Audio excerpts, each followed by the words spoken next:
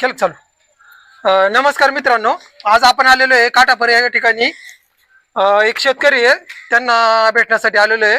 त्यांचं कांद्याबद्दल काय म्हणणं आहे ते आपण जाणून घेऊया थोडक्यात. तुमचं नाव काय? विलास ताबाजी भाऊ ओके, गाव तुमचं? जुन्नर. ओके. तुम्ही कांदे कोणाच्या वावरात केले होते?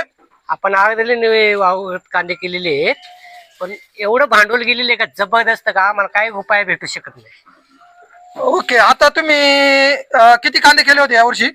कमीत कमी 800-900 पिशवी कांदा केलता.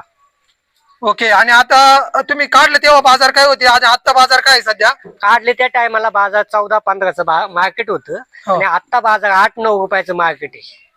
ओके, मग तुम्हाला सरकारला काही सांगणे का? तुम्हाला सांगणं आहे का गरिबांना थोडे लक्ष टाकावं त्यांनी, आणि ज्या आगदलीने करतात कमीत कमी त्यांचं पोट तरी भरलं पाहिजे बिचाऱ्यांचं. बरोबर आहे. आता तुमचं समजा एवढ्या कांद्याला किती खर्च आला असं अंदाजे? कमीत कमी खर्च आता 700-800 पिशवीला खर्च कमीत कमी 2.5 लाख रुपये खर्च झालेला आहे. 2.5 लाख खर्च झालेला आहे. आणि तुमचं आता तुम्हाला अंदाजे तुम्हाला काय वाटतंय किती पैसे भेटतील काय? याच्यातून झिरो उत्पन्न आहे आम्हाला.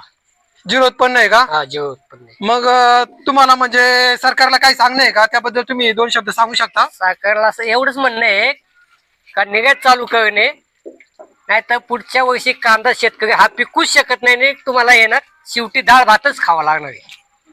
ठीक आहे, आता आपण ज्या शेतकऱ्याला भेटलो त्यांचं तुम्ही बघू शकता किती मोठ्या प्रमाणात नुकसान झालेले आहे.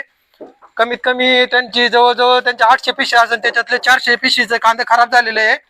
त्यामुळे सरकारने जरा कांद्याकडे लक्ष दिले पाहिजे. लक्ष दिलं कमीत पाहिजे. निर्यात चालू केली कमी पाहिजे. शेतकऱ्याला 220 रुपये 210 रुपये असा बाजारभाव भेटला पाहिजे, तरच शेतकऱ्याला परवडू शकतं. नाहीतर शेतकरी असं करून करून एक दिवस असं येईन का शेतकरी कांदा पिकवायचं बंद होऊ शकतो. त्यामुळं सरकारने त्याच्यावरती लक्ष दिलं पाहिजे.